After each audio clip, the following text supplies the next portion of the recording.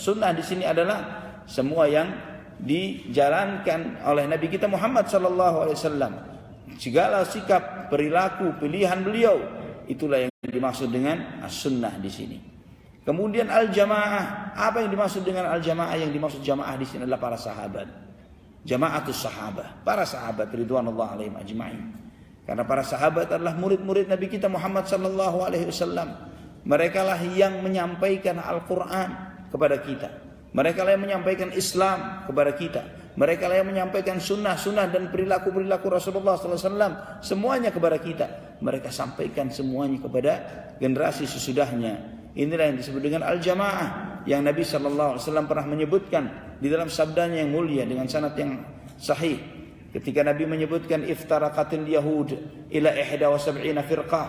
وافترقت النصارى إلى 72 فرقة وستفترق أمتي إلى 73 فرقة كلها في النار إلا واحدة وهي الجماعة ومن هي يا رسول الله ما أنا عليه اليوم وأصحابي. Nabi SAW bersabda, Yahudi terpecah menjadi 71 golongan, Nasrani terpecah menjadi 72 golongan, dan umatku nanti akan terpecah menjadi 73 golongan. Lebih banyak lagi daripada terpecahnya Yahudi dan Nasrani. Kata Nabi SAW, semuanya nanti di neraka. Satu yang selamat. Satu yang selamat. Para sahabat tanya, mana yang selamat ini? Siapa yang selamat ya Rasulullah? Yaitu yang mengikuti jalanku dan jalan para sahabatku. Itu yang beliau sebutkan dalam salah satu hadis yang lain, al-jamaah. Ikhwatal iman rahimani wa rahimakumullah. Dengan memiliki keyakinan seperti ini, maka umat Islam akan bersatu. Karena mereka akan memiliki keyakinan yang sama sebagaimana yang diajarkan oleh Rasulullah SAW dan para sahabatnya. Maka ini harus menjadi perhatian para dai, para ustadz, para kiai, agar mereka mengajarkan akidah sebagaimana yang diajarkan, keyakinan sebagaimana yang diajarkan oleh Rasulullah SAW. Sebagaimana Rasulullah SAW dahulu menyatukan banyak kabilah-kabilah yang terus berperang. Bukan hanya muhajirin dan ansar, bukan hanya yang berwarna putih dan hitam. Tapi kita lihat bagaimana dalam sejarah Rasulullah SAW. Masyarakat Ansar yang ada di Madinah, Aus dan Khazraj, ratusan tahun mereka berperang, perang saudara. Tidak henti-hentinya. Namun dengan apa yang beliau ajarkan, mereka bersatu. Umat Islam dengan apa yang diajarkan Rasulullah SAW, mereka bersatu satu dengan yang lainnya. Dan dengan kesatuan ini kita melihat bagaimana dakwah Rasulullah SAW, para khulafaur rasyidin Abu Bakar, Umar, Uthman, Ali ridwanullah alaihim ajma'in. Bagaimana Islam itu tersebar ke seluruh permukaan dunia sampai ke negeri kita ini, walillahil hamd. Segala puji bagi Allah Subhanahu wa taala.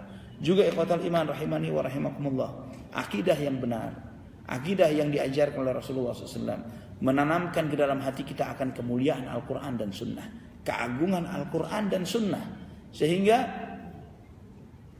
tertanam di dalam hati kita bahwa setiap terjadi perbedaan pendapat, suatu perselisihan, yang benar bukan menurut pendapat saya pribadi, bukan menurut pendapat ustadz dan guru saya, tapi yang benar adalah apa yang menurut Allah Subhanahu wa taala dan Rasulnya. Sehingga kita tidak mudah bermain-main ayat Quran atau hadis-hadis Nabi SAW, membelok-belokkan maknanya sesuai dengan syahwat dan nafsu kita, sesuai dengan kemauan-kemauan kita. Tapi setiap kita baca Quran, setiap baca hadis Nabi SAW, kita coba bertanya, apa maksud ayat ini menurut Allah Subhanahu wa taala? Apa maksud ayat ini menurut Rasulullah SAW? Sebagaimana pernyataan yang sangat populer dari apa yang disampaikan oleh Al-Imam Syafi'i rahimahullah. Beliau mengajarkan kalimat yang sangat ma'ruf yang sering kali mungkin kita mendengarnya. Beliau berkata, amantu billah kama jaa anillah wa amantu ala muradillah wa amantu bi rasulillah sallallahu alaihi wasallam kama jaa an rasulillah sallallahu alaihi wasallam ala muradi rasulillah sallallahu alaihi wasallam. Ini kalimat perlu kita pahami. Beliau berkata, aku beriman kepada Allah sebagaimana yang datang dari Allah Subhanahu wa taala, sesuai dengan apa yang dikehendaki oleh Allah. Aku beriman kepada Allah sebagaimana yang datang dari Allah. Maksudnya apa yang datang dari Allah? Yaitu Al-Quran, yaitu sabda-sabda Rasulullah SAW. Jadi beriman kepada Allah bukan menurut kemauan saya, bukan menurut saya Allah begini, menurut saya Allah begitu, menurut saya. Setiap orang memiliki penafsiran sendiri-sendiri tentang Allah Subhanahu wa taala. Tidak seperti itu. Tapi memahami, beriman kepada Allah sesuai dengan apa yang Allah jelaskan tentang zatnya yang mulia. Dari mana? Al-Quran. dari sunnah Nabi SAW, karena Rasulullah SAW menjelaskan tentang Allah Subhanahu wa taala di dalam banyak hadisnya. Ala muradillah, sesuai dengan yang dikehendaki oleh Allah Subhanahu wa taala. Jadi di dalam memahami nas-nas Al-Qur'an, di dalam memahami sabda-sabda Rasulullah SAW sesuai dengan apa yang dikehendaki oleh Allah Subhanahu wa taala, bukan menurut pemahaman saya, bukan menurut pemahaman si ini dan itu, tapi bagaimana menurut pemahaman apa yang diajarkan oleh Nabi kita Muhammad SAW. Wa amantu bi Rasulillah kama jaa an Rasulillah. Aku beriman kepada Rasulullah SAW sebagaimana yang datang dari Rasulullah SAW. Beliau menyampaikan wahyu-wahyunya, menyampaikan sabda-sabdanya. Sabda-sabda Rasulullah SAW kita baca dalam kitab Sahih Bukhari, Sahih Muslim, Sunan Abu Dawud, Jami' Tirmidzi, Sunan An-Nasa'i, Sunan Ibnu Majah, Musnad Imam Ahmad bin Hanbal, Muwatta Imam Malik, ya kitab-kitab para ulama, kitab-kitab hadis. Karena inilah warisan yang turun temurun dari lisan Nabi SAW terjaga sampai hari ini. Kalau kita bertanya, apa Islam yang di copy paste tanpa tambahan dari Rasulullah sampai akhir sampai sekarang? Hadis beliau, Al-Quran dan hadis. Di copy paste apa adanya sampai kita. Al-Quran dan hadis Nabi SAW, tidak ada yang lain. Kalau yang perkataan ulama ini itu menguraikan untuk memudahkan kita untuk memahaminya. Tapi rujukan utamanya adalah Al-Quran dan sunnah Nabi SAW. Juga ikhwatul iman rahimani wa rahimakumullah, akidah yang benar menyatukan kita dengan generasi-generasi sebelum kita, terutama generasi yang mulia, generasi para sahabat ridwanullah alaihim ajma'in. Generasi para sahabat, mereka lah pemimpin-pemimpin para wali, mereka pemimpin para aulia Allah yang menjadi uswah dan suri tauladan. Kita melihat kemuliaan para sahabat dalam banyak ayat Al-Quran dan hadis Nabi SAW.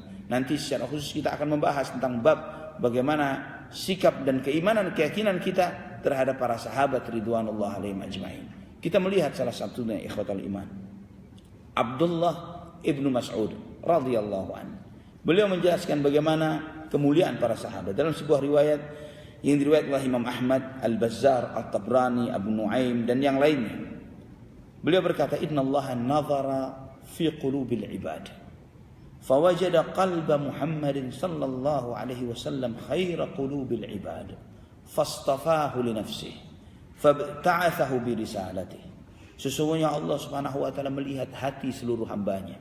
Allah melihat hati seluruh kita. Dan Allah mendapati hati Nabi Muhammad sallallahu alaihi wasallam hati yang paling baik. Maka Allah memilih Rasulullah SAW. Diutusnya beliau sebagai utusannya. Karena hati Nabi Muhammad hati yang terbaik. Allah mengutus beliau untuk mengemban risalah ini. Thumma nadhara fi qulubil ibadi ba'da qalbi Muhammadin sallallahu alaihi wasallam. Kemudian Allah melihat hati hamba-hambanya yang lain setelah Nabi Muhammad sallallahu alaihi wasallam. Fawajada quluba ashabihi khaira qulubil ibad. Dan Allah melihat hati para sahabatnya adalah hati yang terbaik setelah hati Rasulullah sallallahu alaihi wasallam. Faja'alahum wuzara'a nabiyyih. Maka Allah menjadikan mereka para sahabat sebagai menteri-menterinya nabinya.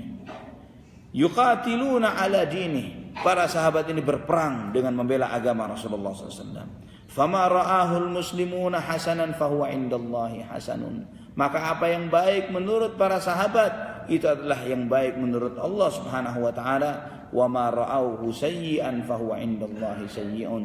Apa yang buruk menurut para sahabat maka itulah buruk menurut Allah Subhanahu wa taala. Itu juga nasihat para sahabat yang lainnya.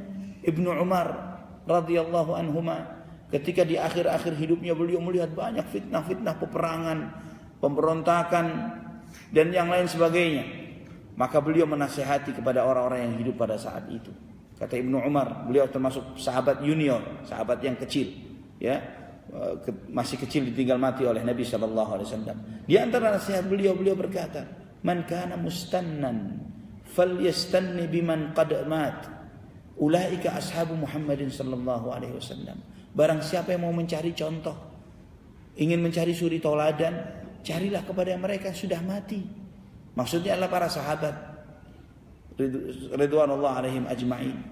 Kanu khaira hadhil ummah. Karena para sahabat adalah terbaiknya umat ini. Abu Bakar, Umar, Uthman, Ali, ya, dan para sahabat yang lainnya, Muhajirin dan Ansar. Mereka adalah generasi terbaik dari umat ini. Abarraha quluban, hati yang paling baik hatinya mereka. A'maqaha ilman, ilmu yang paling dalam ilmunya mereka. Yang paling ngerti Quran mereka, yang paling ngerti hadis mereka. Mereka melihat bagaimana turunnya ayat-ayat Al-Quran dan bagaimana ayat-ayat itu dipraktekkan oleh Rasulullah SAW.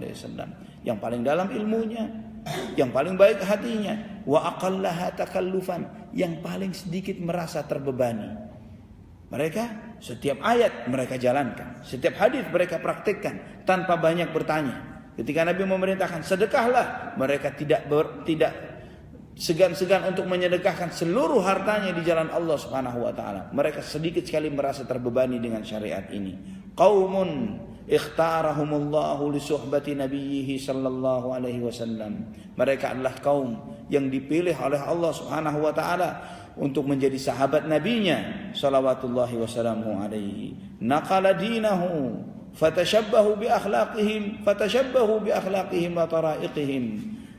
Mereka lah yang menyampaikan agama ini kepada seluruh manusia, maka ikutilah jalan mereka, ikutilah akhlak dan perilaku mereka. Fahum ashabu Muhammadin sallallahu alaihi wasallam kanu 'alal hudal mustaqim wallahi rabbil Ka'bah. Kata Ibnu Umar, mereka adalah yang dimaksud ya adalah para sahabat ridwanullah alaihim ajma'in. Mereka di atas jalan yang lurus demi Allah Tuhannya Ka'bah. Kata Ibnu Umar radhiyallahu anhuma. Ikhwatal iman rahimani wa rahimakumullah. Juga kenapa kita belajar akidah para sahabat ini? Ya, akidah golongan yang selamat ini. Karena akidah ini mengajarkan kepada kita penjelasan, mengajarkan akidah yang benar, yang terang benderang, yang mengajarkan kepada kita bagaimana kita memiliki pemahaman yang benar terhadap Al-Quran dan Sunnah.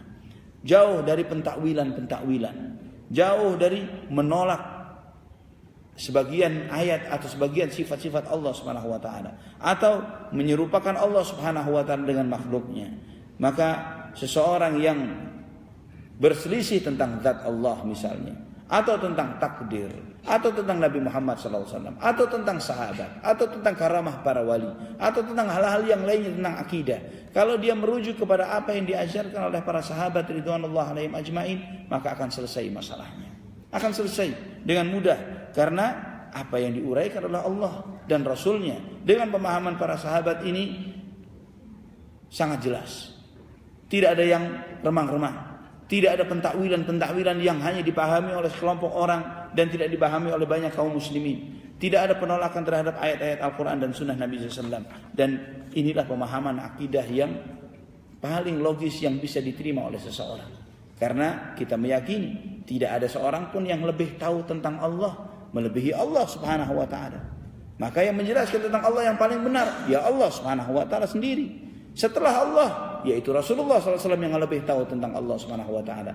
Beliau yang paling berhak untuk menjelaskan tentang zat Allah Subhanahu wa taala, tentang sifat-sifatnya, tentang perbuatannya, tentang keagungan dan kemuliaan Allah Subhanahu wa taala. Ini sebagai salah satu contohnya.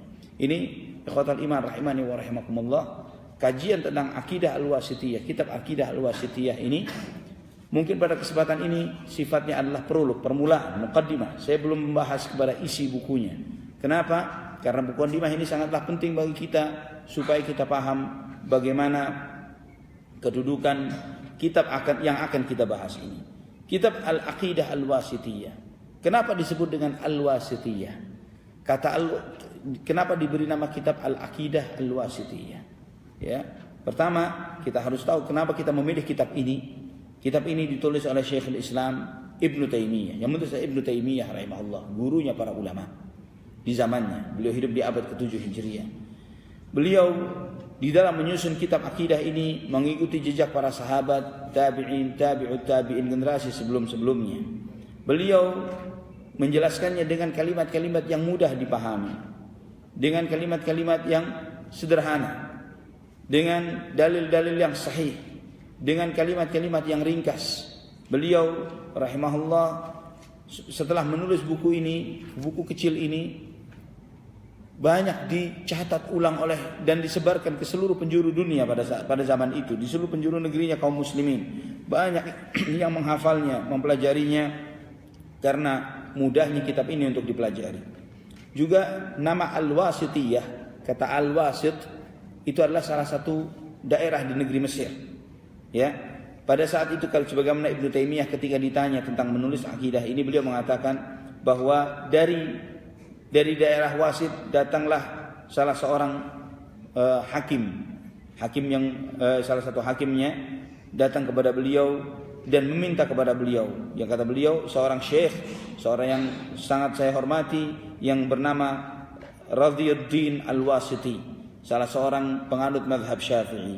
Beliau datang kepadaku di musim haji, ya, dan beliau adalah orang yang saleh, seorang yang sangat memahami agama.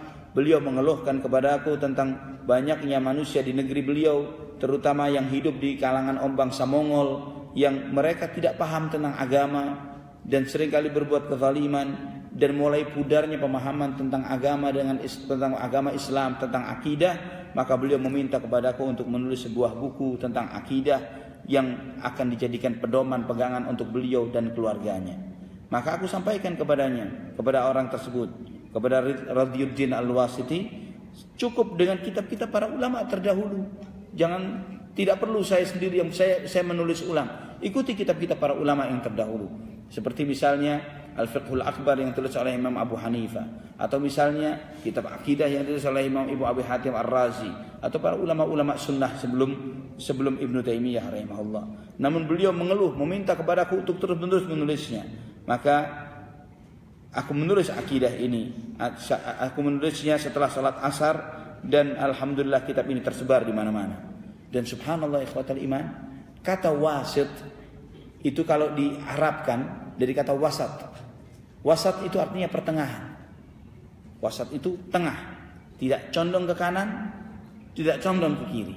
Ini diantara taufik hidayah dari Allah Subhanahu wa taala. Yang bertanya adalah seorang dari negeri Wasit, yang artinya ini akidah wasitiyah dan juga akidah wasatiyah, akidah pertengahan, tidak ekstrem kanan, tidak ekstrem kiri. Nanti kita akan melihat bagaimana Syekhul Islam Ibnu Taimiyah rahimahullah menjelaskan akidah kita tentang sifat, misalnya tentang sifat-sifat Allah. Kita tidak terlalu berlebihan, ya, di dalam mentakwilkan sifat-sifat Allah Subhanahu wa taala sebagaimana yang dilakukan oleh kelompok Jahmiyah, atau misalnya menyerupakan zat dan sifat Allah Subhanahu wa taala seperti yang dilakukan oleh kelompok Musyabbihah. Atau misalnya tentang masalah takdir, kita meyakini tentang takdir tidak ekstrim, menolak takdir seperti kelompok Qadariyah, dan juga tidak terlalu menetapkannya seperti kelompok Jabariyah yang meyakini bahwa kita ini seperti wayang di tangan dalangnya, ya, sehingga tidak punya kehendak. Kelompok Qadariyah menolak takdir secara mutlak. Dan juga tentang masalah iman, kita tidak ekstrim menolak, tidak ekstrim seperti kelompok orang-orang yang meyakini bahwa iman itu tidak bertambah dan berkurang, ya, seperti keyakinannya kelompok Murji'ah atau kelompok Khawarij yang mereka meyakini bahwa seseorang dengan kalau dia berbuat dosa dan maksiat sekecil apapun akan hapuslah seluruh imannya, dan kafirlah dia dan kekallah dia di api neraka, seperti keyakinannya orang-orang Khawarij. Atau meyakini bahwa seseorang yang berbuat dosa dan maksiat sebesar apapun tidak akan berdampak terhadap iman dan keyakinannya, seperti keyakinannya kelompok Murji'ah. Dan banyak hal yang lainnya. Kalau kita memahami tentang akidah ini, kita akan langsung bisa membedakan mana manusia yang satu dengan yang lainnya, mana di atas siratal mustaqim dan mana yang telah menyimpang dari jalan yang lurus. Ikhwatal iman rahimani wa rahimakumullah, ini mukaddimah tentang al-aqidah al-wasitiyah. Sebelum saya lanjutkan sedikit tentang siapa Ibnu Taimiyah, bagaimana kedudukan beliau di hadapan para ulama. Sebelum saya jelaskan tentang hal itu, silahkan dari uraian yang saya sampaikan, kalau ada yang ditanyakan silahkan.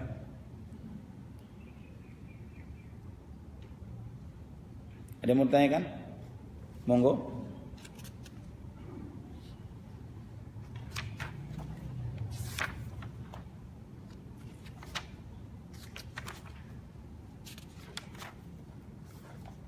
Baik, saya mulai. Saya jelaskan tentang siapa Ibnu Taimiyah. Beliau nama lengkapnya adalah Ahmad ibn Abdul Halim ibn Abdus Salam Ibnu Abdullah Ibnu Al-Khidr Ibnu Muhammad Ibnu Al-Khidr bin Ali bin Abdullah Ibnu Taimiyah Al-Harrani. Beliau tinggalnya di daerah Damaskus di Syam, di Suriah. Ya, beliau asalnya di sana. Ibnu Taimiyah beliau hidup di keluarga para ulama. Hidup di keluarga ulama. Bapaknya ulama, kakeknya juga ulama. Kakek beliau namanya Abul Barakat Majduddin, dikenal sebagai Abul Barakat Majduddin Ibnu Taimiyah, juga dipanggil dengan seperti itu. Termasuk ulama besar dari mazhab Hambali. Di antara kitab beliau yang sangat terkenal yaitu Al-Muntaqa min Akhbaril Mustafa, kumpulan dari hadis-hadis Rasulullah SAW tentang fikih yang diuraikan panjang lebar oleh Al-Imam Asy-Syaukani dalam kitab Nailul Autar. Ya, tahu kitab Nailul Autar? Kitab Nailul Autar sangat populer di kalangan orang yang mengkaji fikih, dan buku itu adalah syarah dari kitab yang disusun oleh kakeknya Syekhul Islam Ibnu Taimiyah yang dikenal dengan Abul Barakat. Ayahnya Ibnu Taimiyah namanya Syihabuddin Abdul Halim Abul Mahasin, dan beliau juga syekh, seorang mufti di zamannya. Kemudian yang kita bicarakan adalah cucunya, yaitu Ibnu Taimiyah Ahmad Ibnu Abdul Halim Ibnu Abdul Salam. Kakeknya sangat terkenal luar biasa. Kitabnya itu tadi yang disyarah oleh Imam Asy-Syaukani. Cucunya Ibnu Taimiyah yang kita bahas kitabnya, di antaranya Al-Aqidah Al-Wasithiyah. Ayahnya ini karena di antara dua cahaya matahari ini, maka ayahnya jadi pudar. Ya, ayahnya pudar, tidak terkenal, padahal ayahnya seorang mufti juga. Gurunya Ibnu Taimiyah sangat banyak. Sampai salah seorang muridnya Ibnu Abdul Hadi berkata, "Syuyukhuhu alladhi sami'a minhu akthar min mi'ati syekh." Beliau ngaji lebih dari 200 orang syekh. Ya, ngaji lebih dari 200 orang guru. Yang paling populer di antara guru-guru beliau adalah Syamsuddin Abu Muhammad Ibnu Abdurrahman Ibnu Qudamah Al-Maqdisi. Ya, ini salah satu guru beliau. Juga di antaranya yang terkenal Aminuddin Abul Yumni Abdul Samad Ibnu Asakir Ad-Dimashqi Asy-Syafi'i. Ini salah satu guru Imam Syekhul Islam Taimiyah. Juga Syamsuddin Abu Abdullah Muhammad Ibnu Abdul Qawi Ibnu Badran Al-Mardawi. Ini salah satu guru, beberapa orang di antara guru-guru Ibnu Taimiyah. Kita mungkin kalau disebutkan nama-nama muridnya, Syekhul Islam Ibnu Taimiyah rahimahullah, banyak muridnya, dan rata-rata muridnya jadi ulama-ulama besar. Dan insya Allah sebagian besar dari kita insya Allah kenal atau tahu atau pernah mendengar di antara murid-murid Syekhul Islam Ibnu Taimiyah ini. Di antaranya yang paling terkenal di antaranya Al-Imam Al-Hafidh Yusuf Ibn Abdurrahman Al-Mizzi. Al-Mizzi ini setiap orang yang belajar ilmu hadis pasti belajar kitabnya dia. Karena beliau menulis kitab judulnya Tahdzibul Kamal, yang menjelaskan tentang perawi hadis satu demi satu dalam kitab yang cukup besar, yang diringkas, yang dijelaskan nanti oleh para ulama-ulama ahli hadis sesudahnya seperti Ibnu Hajar dan yang lainnya. Kemudian Ibnu Abdul Hadi Al-Maqdisi, ini salah satu murid beliau. Juga kita mengenal nama Al-Imam Az-Zahabi, yaitu Syamsuddin Muhammad Ibn Ahmad Az-Zahabi, imam besar yang menulis di antara buku beliau yang sangat terkenal adalah Syiar A'lamin Nubala, sejarah ulama-ulama, dan beliau menulis buku ini 40 jilid. Ya, Syiar A'lamin Nubala ini 40 jilid tentang sejarah. Ya, sejarah orang-orang saleh dari Rasulullah SAW, sahabat dan sebagainya. 40 jilid kitab itu. Imam Az-Zahabi sangat terkenal sekali. Juga Al-Imam Ibnu Qayyim Al-Jauziyah. Sering dengar nama Ibnu Qayyim Al-Jauziyah. Ini salah seorang muridnya Ibnu Taimiyah rahimahullah, dan termasuk murid yang paling setia. Sampai waktu Ibnu Taimiyah masuk penjara pun dia ngikut ke dalam penjara untuk mengambil istifadah, mengambil ilmu dari beliau. Juga Al-Imam Syamsuddin Muhammad Ibnu Muflih yang menulis kitab Al-Furu' dan Al-Adab Asy-Syar'iyyah. Ibnu Muflih sangat terkenal kitab beliau Al-Adab Asy-Syar'iyyah. Yang terakhir di antara imam yang sangat terkenal yang sering kali mungkin kita mengkaji kitabnya adalah Imaduddin Ismail Ibnu Umar Ibnu Katsir yang menulis kitab Tafsir Ibnu Katsir. Ya, sering kali kita mengkaji kitab Tafsir Ibnu Katsir. Beliau adalah salah seorang murid dari Syekhul Islam Ibnu Taimiyah. Maka di dalam kitab Tafsir Ibnu Katsir sering kali Imam Ibnu Katsir mengutip dari perkataan Syekhul Islam Ibnu Taimiyah. Berkata Syekhul Islam Taimiyah di dalam kitab tafsirnya. Kita melihat akan hal itu. Ikhwatal iman rahimani wa rahimakumullah. Karya tulis Ibnu Taimiyah. Al-Imam Az-Zahabi salah seorang muridnya mengatakan, "Jama'tu musannafati Syekhul Islam Taqiyuddin Abul Abbas Ahmad Ibnu Taimiyah radhiyallahu an fawajadtuhu alf musannaf. Saya mengumpulkan karya-karya tulis Syekhul Islam Ibn Taimiyah dan saya dapati ada 1000 kitab. 1000 kitab. Thumma ra'aitu lahu aidan musannafat ukhra. Setelah saya kumpulkan kurang lebih 1000 kitab ini, masih ada lagi yang lainnya. Ya, sehingga ada seorang alim yang bernama Abu Abdullah Ibn Rushayyiq Al-Maliki, wafat tahun 749 Hijriah, menulis sebuah buku Asma'u Mu'allafati Syekhul Islam Ibn Taimiyah. Nama kitab-kitab yang ditulis oleh Syekhul Islam Ibn Taimiyah. Ya, dan beliau ini tidak hanya jago bahasa Arab, tapi juga jago bahasa Ibrani, bahasanya orang-orang Yahudi. Ya, saya alhamdulillah banyak mengkoleksi buku-buku beliau. Di antaranya adalah Majmu' Fatawa, kumpulan fatwa-fatwa beliau, kumpulan risalah-risalahnya. Itu ada 37 jilid. Ya, ada 37 jilid. Itu di luar itu masih ada lagi kitab-kitab yang lainnya. Beliau menulis buku tentang Nasrani, agama Kristen. Judulnya Al-Jawabus Sahih Liman Baddala Dinal Masih, tentang agama Nasrani, 10 jilid. Ya, 10 jilid. Al-Jawabus Sahih Liman Baddala Dinal Masih. Beliau juga menulis buku di antaranya tentang orang-orang, tentang akidah Syiah. Ya, Minhajus Sunnatin Nabawiyah fi Raddi 'ala al-Jahmiyah wal Rafidhah. Beliau menulis buku ini tebal sekali, per jilidnya itu kurang lebih 700 halaman, ada 5 jilid. Ya, ini di antara risalah-risalah Ibnu Taimiyah rahimahullah. Beliau tidak hanya seorang dai yang menulis atau ceramah saja, bahkan beliau juga ikut berjihad. Ketika di zaman beliau bangsa Mongol menyerang negeri-negeri kaum muslimin, beliau menganjurkan umat Islam untuk berjihad melawan orang-orang bangsa Mongol yang menyerbu negeri-negeri kaum muslimin. Dan juga beliau termasuk yang pertama, yang paling depan ketika berperang melawan mereka di dalam peristiwa Syakhib. Beliau yang paling depan di dalam berjihad melawan mereka. Beliau yang menganjurkan ulil amr yang pada saat itu yang sudah nyerah, istilahnya nyerah kepada bangsa Mongol, yang mau menyerahkan umat Islam agar dibantai oleh bangsa Mongol. Beliau menghampiri ulil amr pada saat itu, menasihatinya, menghardiknya dengan keras, meminta untuk ulil amr ini untuk bertawakal kepada Allah dan berjihad fi sabilillah. Maka Ibnu Taimiyah rahimahullah seorang dai, ya, seorang alim ulama, dan juga seorang yang berjihad di jalan Allah Subhanahu wa taala. Dan beliau mendapatkan pujian bukan hanya dari kawannya. Kalau seorang yang hebat, banyak sekali yang pendukungnya saja yang memujinya. Namun bahkan musuh-musuh Syekhul Islam Ibn Taimiyah rahimahullah memuji beliau. Sehingga ada salah seorang yang hidup di masa beliau bernama Ibnu Nasiruddin Ad-Dimashqi, mengumpulkan kurang lebih 80 komentar para ulama, pujian para ulama terhadap beliau.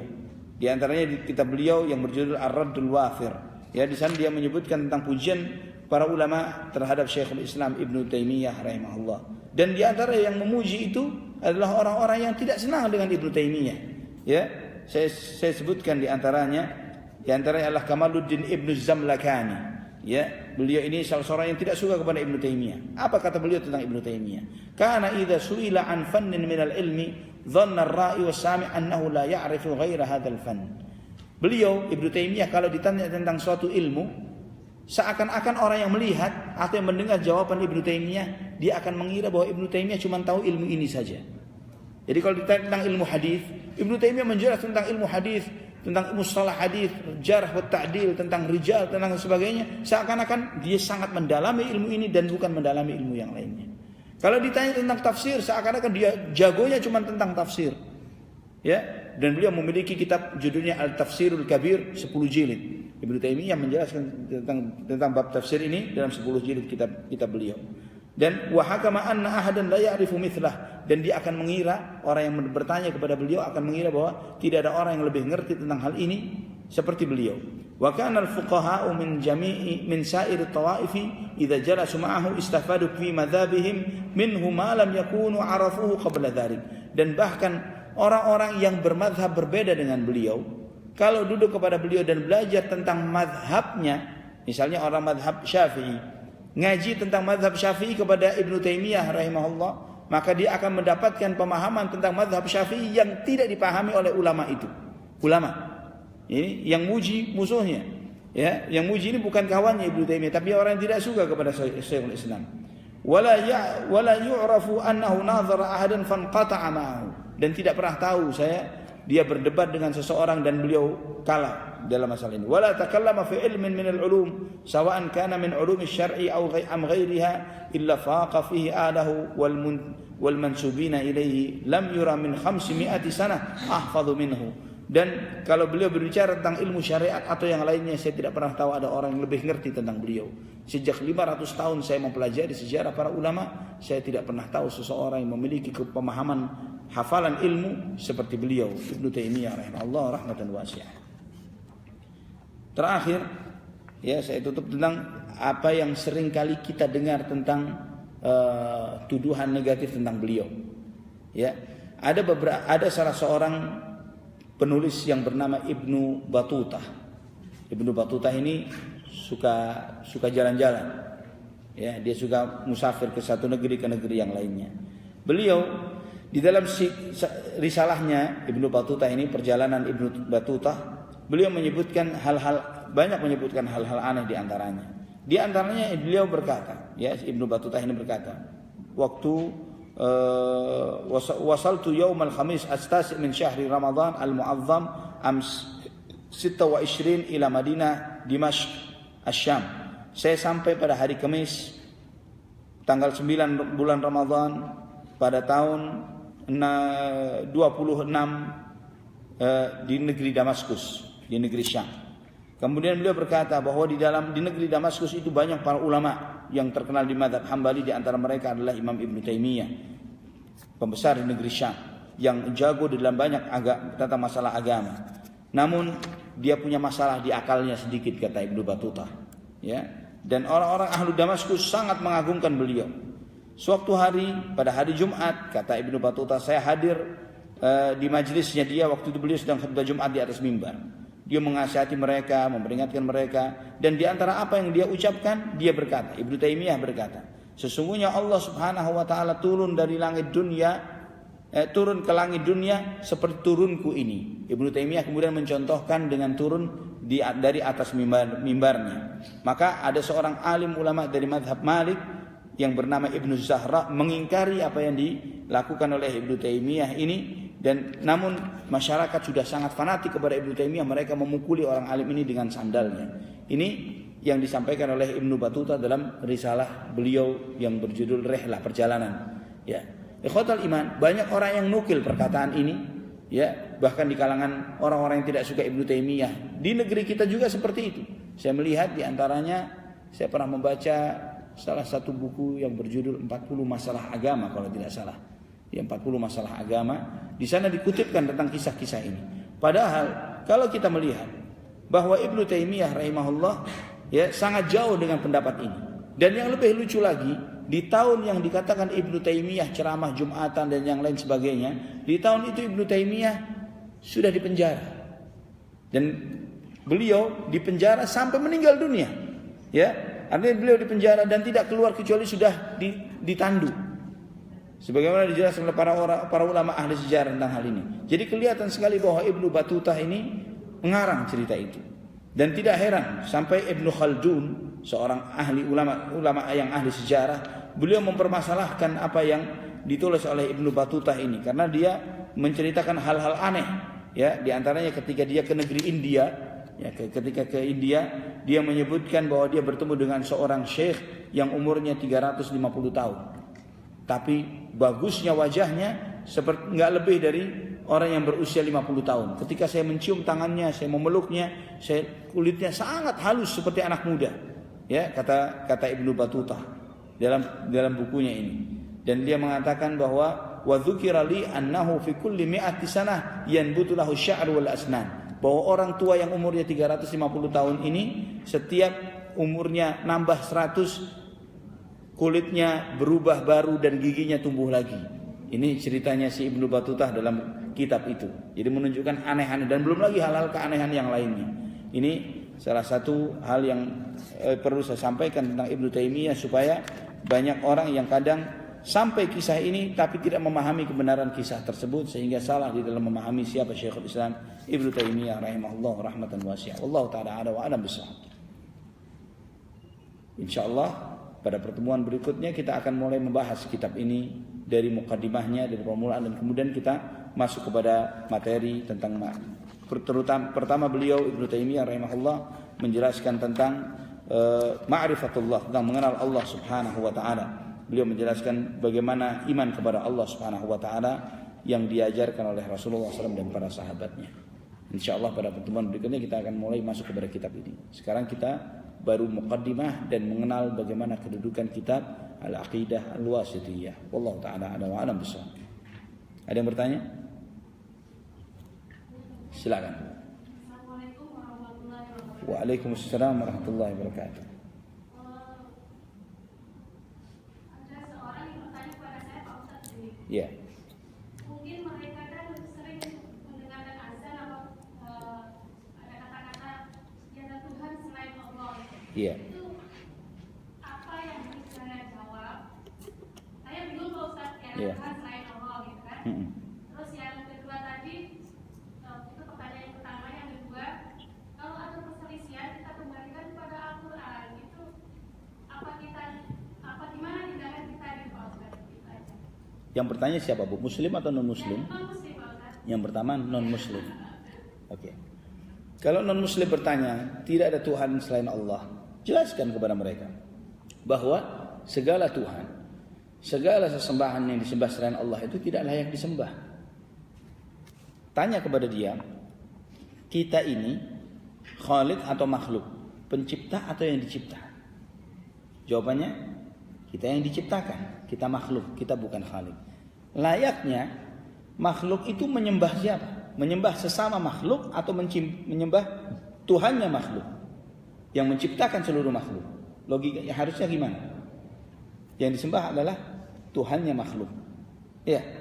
Tanya lagi, Nabi Isa Khaliq atau makhluk? Dia makhluk. Tidak ada dan tidak ada lagi, dia makhluk. Ya. Siapa lagi yang menyembah matahari, menyembah bulan, menyembah bintang, yang menyembah ini dan itu, semuanya makhluk. Layaknya kita menyembah kepada yang menciptakan itu semuanya. Yang menciptakan Nabi Isa, yang menciptakan Nabi Musa, menciptakan Nabi Uzair, yang menciptakan Nabi Muhammad SAW, yang menciptakan langit dan bumi, yang menciptakan matahari, bulan dan bintang, yang menciptakan Nyai Roro Kidul. Ya. Jadi perlu tahu bahwa yang mengagungkan ini, mengkeramatkan itu, menghormatin pada hakikatnya, mereka menyembah kepada apa yang mereka agungkan dan keramatkan. Salah. Sembahlah kepada yang menciptakan mereka semua. Sembahlah Allah Subhanahu wa taala. Itu yang dimaksud dengan la ilaha illallah. Jadi menjelaskannya seperti itu. Kembali kepada Al-Quran dan Sunnah. Maksudnya juga terkait tentang terhadap non-muslim. Atau bagaimana? Terkait terhadap non-muslim. Terhadap sama muslim. Jadi kalau misalnya kita ada suatu hal yang kita mungkin perbedakan pendapat antara sesama muslim. Ya, tentang ini menurut saya benarnya begini. Kalau nggak ketemu, tanya kepada orang yang berilmu. Ya, karena Allah berfirman, "Fas'alu ahla dzikri in kuntum la ta'lamun." Bertanyalah kepada yang berilmu, para ulama, jika kamu tidak tahu. Ya, karena seringkali perdebatan apalagi tentang agama itu muncul dari orang-orang yang sebetulnya menyadari dirinya tidak terlalu paham tentang agama. Ya, maka saya seringkali kalau misalnya diajak di debat tentang masalah sesuatu, menurut antum bagaimana menurut ini? Maka sebelum saya jawab, saya bertanya balik, afwan, tentang bab yang antum tanyakan, buku apa yang sudah antum baca? Mudah kan? Yang masalah apa nih yang antum bertanya tentang masalah sesuatu, tentang materi yang antum ingin tanyakan dan ingin mengajak ana diskusi tentang hal ini, antum sudah baca buku apa? Kalau misalnya, saya sudah baca kitab ini yang ditulis oleh Syekh Fulan dan sebagainya, oke, antum punya modal, punya bahan. Ya, barakallahu fiik. Nah, coba kita berdiskusi sesuai dengan apa yang telah antum baca. Tapi kalau misalnya yang antum pahami bagaimana? Menurut saya pemahaman saya begini. Baik, dasar pemahaman anda apa? Al-Quran atau haditsnya? Ya, menurut saya baiknya itu saja. Nggak ada dasarnya, ya repot. Ya, maka Allah menjelaskan fa in tanaza'tum fi syai'in, jika kamu berselisih tentang sesuatu dengan isim nakirah, artinya tentang segala sesuatu, apakah itu tentang pengenalan tentang Allah Subhanahu wa taala, tentang hukum-hukum fikih, tentang akhlak dan sikap dan perilaku, tentang hal yang lainnya, farudduhu ilallahi war rasul, kembalikan kepada Allah dan Rasulullah sallallahu alaihi wasallam. Wallahu a'lam bishawab. Seperti itu. Apakah ada hukumnya untuk muadzin? apakah ada tuntunannya untuk muadzin setelah azan membaca doa sesudah azan? Sebenarnya muadzin nggak perlu membaca doa sesudah azan. Ya, karena muadzin ini yang dijawabi. Ya, jadi kalau Allahu Akbar, kita yang dengar. Ya, kalau muadzinnya jawab juga gimana ceritanya? Ya, Wallahu a'lam. Kemudian untuk sholat 2 rakaat tahiyatul akhir duduk istirahat. Oh ya, untuk sholat 2 rakaat iftirash atau tawarruk. Ya, bedanya apa iftirash dan tawarruk? Iftirash ini mudahnya begini. Ketika kita sholat 4 rakaat, ya, di rakaat kedua kita duduk tasyahud awal, itu duduknya duduk iftirash. Ya, kalau duduk di tasyahud akhir yang kaki kiri kita masuk ke sisi kanan, itu adalah tawarruk. Ya, nah kalau sholatnya 2 rakaat seperti subuh, sholat sunnah qabliyah ba'diyah, sholat duha, sholat tahajud, sholat tarawih, yang benar adalah iftirash, yaitu seperti duduk tasyahud awal. Tidak perlu tawarruk, tidak perlu memasukkan kaki. Yang benar sesuai sunnah Nabi SAW, sebagaimana apa yang beliau praktikkan adalah duduk iftirash, bukan seperti duduk di tasyahud akhir. Wallahu a'lam bishawab. Tapi duduk seperti di tasyahud awal. Kalau yang witir yang 3 rakaat gimana? Yang 3 rakaat, 1 rakaat karena bukan 2 rakaat tawarruk. 1 rakaat tawarruk. Ya, seperti Potongannya tahiyatnya. ya, jadi kalau 2 rakaat seperti tasyahud awal duduknya. Kalau lebih atau kurang dari itu, maka seperti tasyahud akhir. Kalau di tasyahud akhirnya, wallahu a'lam bishawab. Ya, silakan. Waalaikumsalam warahmatullahi wabarakatuh. Gunanya untuk apabila kita jadi masuk sholat, misalnya kita sholat 4 rakaat, misalnya sudah kita saya terakhir, pada saat sudah imam duduk di tawarruk itu, apa kita jadi masuk itu duduknya iftiroh atau Ya. imam tawarruk? Ketika imamnya tasyahud akhir dengan tawarruk di misalnya di rakaat keempat, kita masbuk telat, duduknya bagaimana? Ini ada 2 pendapat di kalangan para fuqaha. Yang pertama, ya sebagaimana di dalam syarah Matan Abi Syuja disebutkan bahwa karena dia masbuk dan dia posisinya bukan di tasyahud akhir, maka duduknya adalah duduk iftirash biasa, bukan duduk seperti tasyahud akhir seperti duduknya imam. Ya, kalau ditanya apakah ini tidak mengikuti imam, padahal kita diperintahkan untuk mengikuti imam, kita ikut imam dalam duduknya. Ya, artinya tidak menyelisih imam. Duduk, imam duduk, kita ikut duduk. Tapi dalam posisi tidak mutlak kita sama 100% seperti imam. Misalnya imam Allahu Akbar, ya, di bawah pusar tangannya misalnya, apakah kita juga harus persis seperti itu? Ya, atau imamnya misalnya tasyahudnya waktu asyhadu an la ilaha illallah, atau ketika at-tahiyat di awal dia sudah tasyahud, apakah kita harus persis sama seperti imam? Ini hal-hal yang sifatnya detail dari apa yang dilakukan oleh imam, tidak mutlak kita harus mengikutinya. Tapi sifat umumnya, misalnya imam berdiri, kita ikut berdiri, imam ruku, kita ikut ruku, imam duduk, kita ikut duduk, itulah yang dimaksud wallahu a'lam shawab, yang dimaksud dari hadis Nabi, innama ju'ilal imamu liyutamma bihi. Sesungguhnya imam dijadikan untuk diikuti. Wallahu a'lam bishawab. Ya, silakan. Waalaikumsalam warahmatullahi wabarakatuh.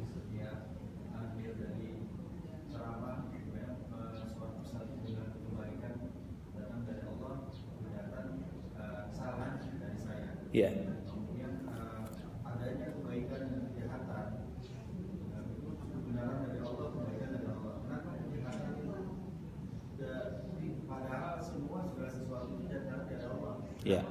Kejahatan itu tidak berasal dan tidak Disebutkan kepada Allah Subhanahu wa taala. Baik. Pertanyaan yang luar biasa, Masya Allah. Jadi kalau segala sesuatunya baik dan buruk datangnya dari Allah, kenapa seringkali dikatakan bahwa jika itu Allah yang baik datangnya dari Allah, yang buruk datangnya dari diri saya dan syaitan? Karena memang pada hakikatnya adalah seperti itu. Jadi Allah Subhanahu wa taala tidak dinisbatkan kepada Allah hal yang buruk. Contoh misalnya,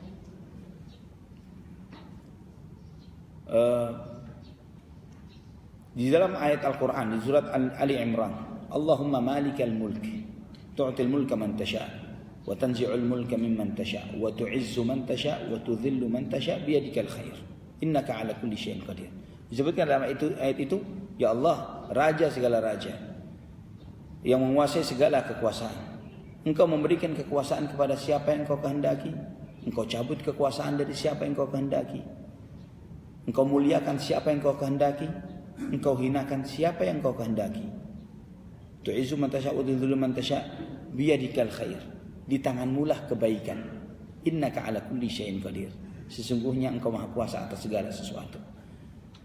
Memuliakan sifat baik atau buruk, hal baik atau buruk. Menghinakan buruk. Ya, tapi Allah menegaskan biyadikal khair, di tanganmu lah kebaikan. Tidak disebutkan bahwa menghinakan itu sesuatu yang buruk. Kita melihat baik dan buruk itu berdasarkan kesederhanaan apa yang kita tahu. Kalau orang diberi kekayaan, baik. Kalau bangkrut, buruk. Ya, kita merasakan ini, dikasih kesehatan, baik. Sakit, buruk. Ya. Dan kadang karena keterbatasan ilmu kita, keterbatasan apa yang kita tahu tentang hakikat segala sesuatu, kita hanya mengetahui baik dan buruk berdasarkan apa yang kita rasakan. Padahal belum tentu yang buruk menurut kita itu buruk. Ya, apalagi seorang mukmin ketika dia ditimpa musibah, dihapuskan dosa-dosanya. Banyak sekali kalau kita mau menyadari berapa banyak dosa kita dan berapa banyak taubat dan istighfar kita, enggak sebanding. Tapi dengan musibah, dengan cobaan Allah mengurangi banyak dari dosa-dosa kita. Nah, oleh karena itu kita tidak boleh menisbatkan keburukan itu dari Allah Subhanahu wa taala. Ya, Allah itu wasyarru laisa ilaik. Keburukan itu tidak kembali kepadamu ya Allah. Keburukan itu dinisbatkan kepada yang lain, kepada kita, kepada syaitan. Ya, karena Allah Subhanahu wa taala jika mentakdirkan adanya baik dan buruk, pada hakikatnya bukanlah sesuatu yang buruk. Ya, yang jelek pun adalah baik jika datangnya dari Allah Subhanahu wa taala. Sebagai contoh yang lainnya. Adanya orang kafir, adanya orang zalim, adanya Fir'aun, adanya iblis dan syaitan. Ya, ini baik atau buruk? Baik atau buruk? Ada iblis. Iya kan? Buruk. Kita merasakan buruk. Iya, tapi itu adalah hikmah kebaikan yang luar biasa. Bagaimana kita tahu mana yang baik dan buruk kalau tidak ada yang buruk? Bagaimana manusia teruji mana mukmin dan mana kafir, mana yang benar imannya dan mana yang tidak benar imannya kalau tidak ada ujian-ujian itu? Ya, ada hikmah besar dari adanya kebaikan dan keburukan yang diciptakan oleh Allah Subhanahu wa taala. Yang dengan itu kita lihat sifat Allah Subhanahu wa taala, di antara sifatnya Al-Ghafur, Ar-Rahim, At-Tawwab, yang Maha menerima taubat, Maha mengampuni, yang Maha mengasihi dan menyayangi. Konsekuensi dari nama dan sifat itu ada hambanya yang berbuat salah dan bertaubat. Ya, kalau Allah Maha menerima taubat tapi hambanya benar terus, misalnya nggak ada salahnya, bagaimana menerima taubat? Artinya konsekuensi dari sifat At-Tawwab, Maha menerima taubat, Al-Ghafur, Al-Ghaffar, Maha pengampun, adalah ada hamba-hambanya yang berbuat salah dan bertaubat kepada Allah dan Allah mengabulkannya. Ini di antara hikmah-hikmah besar dari penciptaan alam semesta. Silahkan, ada sebuah buku yang luar biasa yang ditulis oleh murid beliau, yaitu Al-Imam Ibnu Qayyim, judulnya Miftah Daris Sa'adah. Ya, kitab Miftah Daris Sa'adah, di sana dijelaskan tentang hikmah, tentang kebaikan, tentang keburukan dan yang lain sebagainya, terutama di jilid yang kedua. Sudah ada terjemahannya. Ya, ada 3 jilid besar. Di jilid yang kedua beliau menjelaskan tentang apa hikmah adanya kebaikan, keburukan di alam semesta ini. Wallahu a'lam bishawab.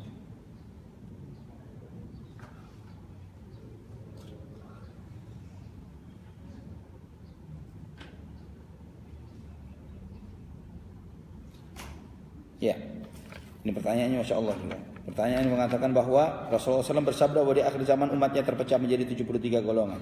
Yang selamat cuma 1, Ahlus Sunnah wal Jamaah. Setiap golongan mengklaim bahwa mereka Ahlus Sunnah wal Jamaah. Ya, bagaimana kita mengetahui bahwa apa yang kita yakini, akidah yang kita pelajari adalah akidah golongan yang selamat? Sederhana. Standarnya Al-Quran, Sunnah Nabi SAW, dan ijma'nya para sahabat. Al-Quran, hadis Nabi SAW, dan ijma'nya para sahabat. Saya meminjam apa yang disampaikan oleh salah seorang imam Ahlus Sunnah yang bernama Al-Imam Al-Barbahari. Beliau berkata dalam syarh sunnahnya, jika ada satu pendapat agama di masamu, di zamanmu, Jangan mudah kamu segera menerimanya. Coba tanya kepada dia.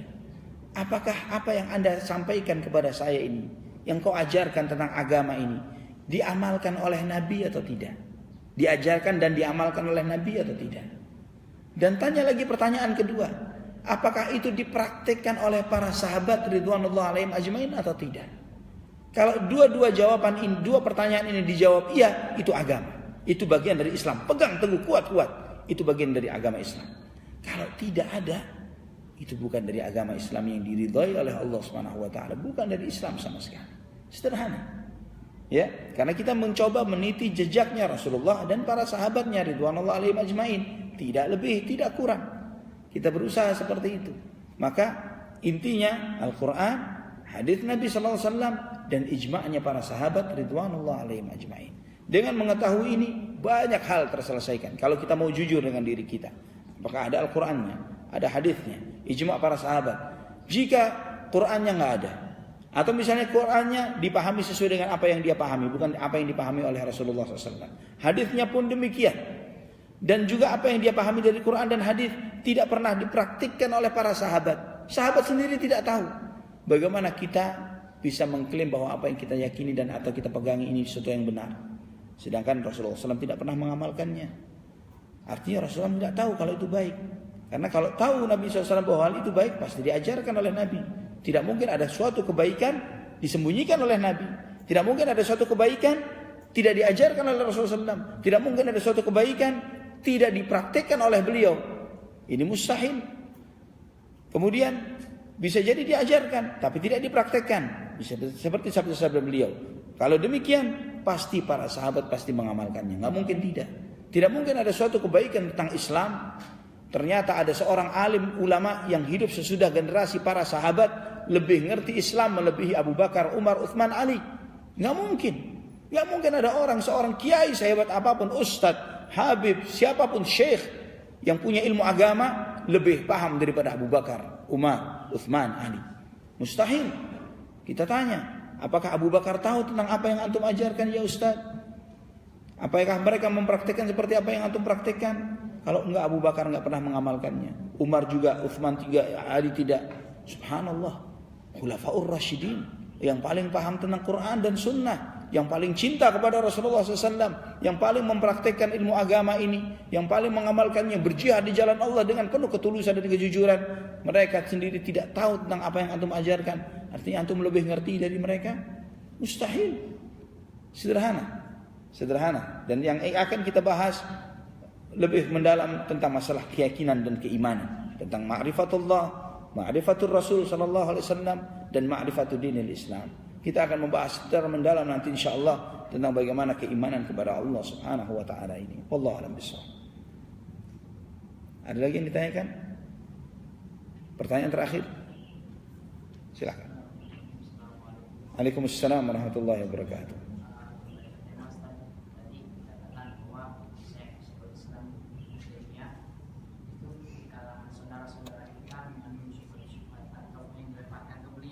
Bahwa beliau itu berpaham tentang mujassimah. Yang kedua